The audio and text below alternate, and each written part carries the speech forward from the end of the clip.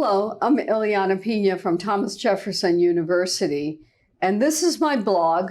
I'm thrilled to be here at the American Heart Association sessions. I am so honored to have my friend Dr. Keith Ferdinand with me today to have a chat about blood pressure, one of his favorite subjects, and about what do we need to do as a community to really address this issue. It is not okay to remain with a high blood pressure that's not being treated. It is not okay to not get to target. It is not okay to not prescribe the medications that the patients need. What an impact we could make on public health if we would do this.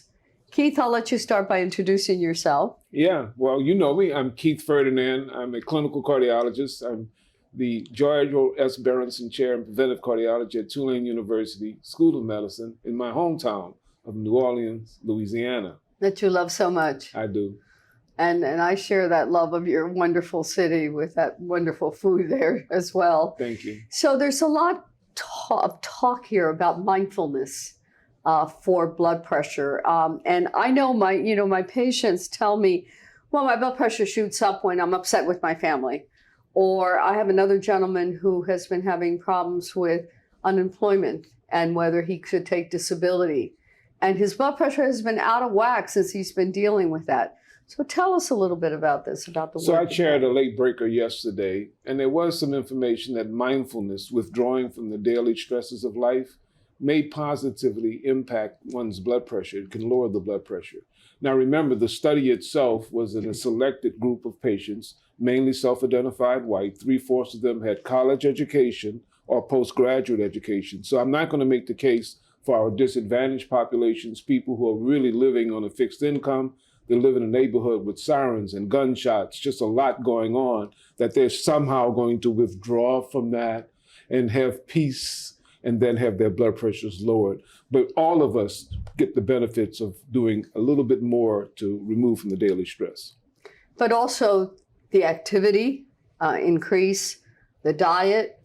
How do you handle that in your patients? You have a tough population. Oh, yeah. I'm down in New Orleans. We have a lot of resistant hypertension. Yeah, it's more common in the South, and it's more common among African Americans.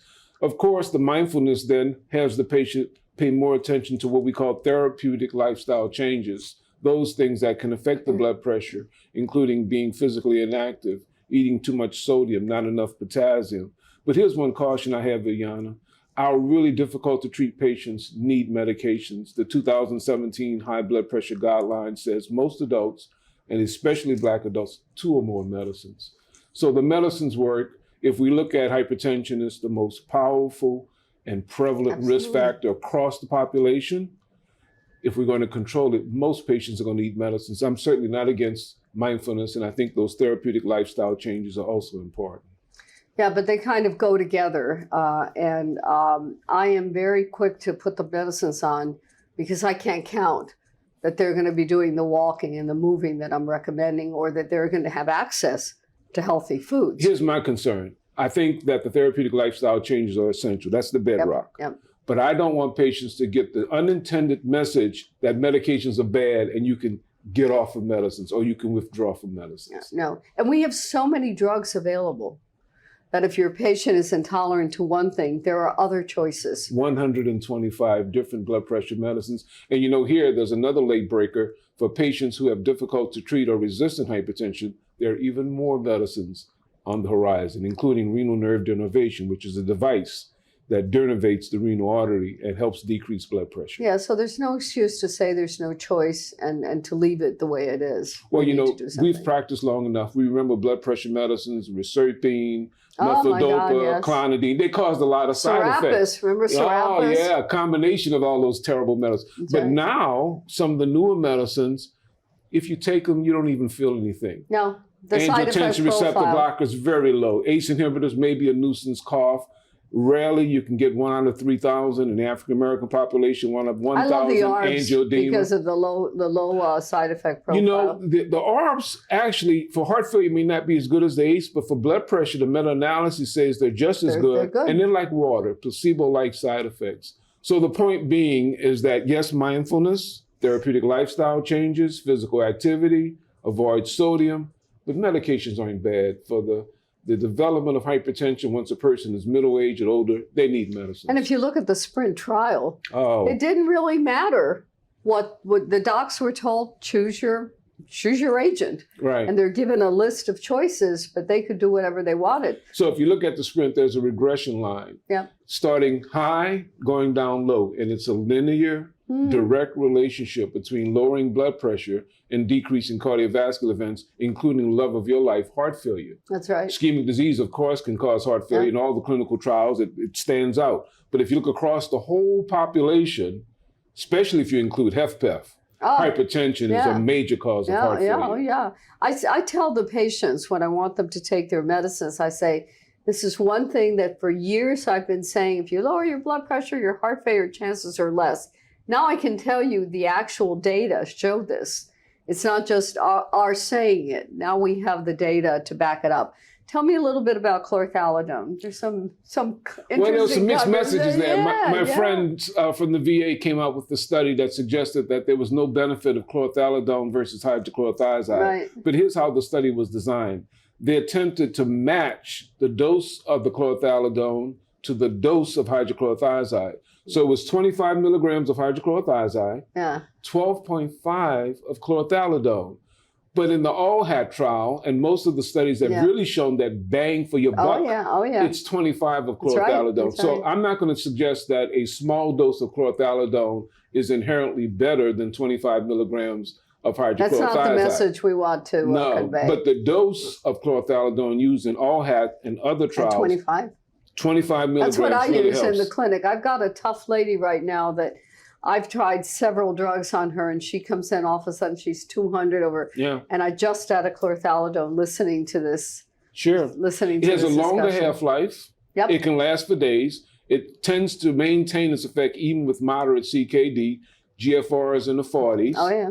And for those patients who take hydrochlorothiazide, they probably won't get any more hypokalemia. And if they do, especially you like RAS agents, that RAS agent will blunt some of that hypokalemia. That's what I did with her. I put her on a RAS agent and added chlorthalidone.